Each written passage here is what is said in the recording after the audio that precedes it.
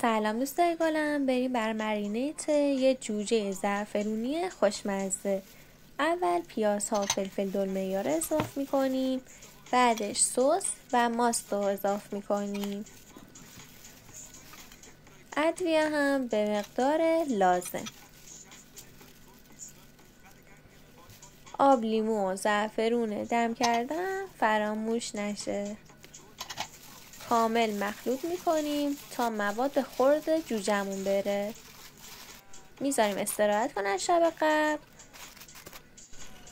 بعدش هم به سیخ میکشیم جوجه هامونو.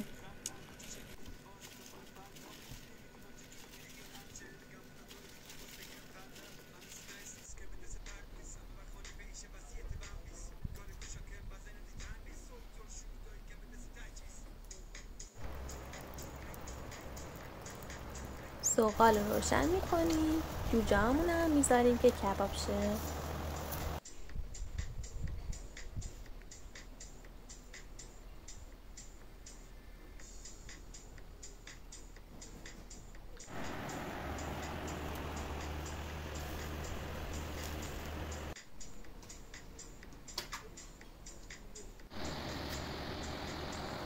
بفرمایید، جای همتون خالی.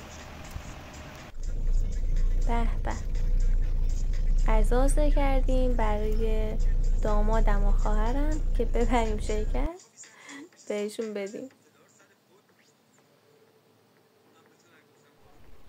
به به، بفرمایید.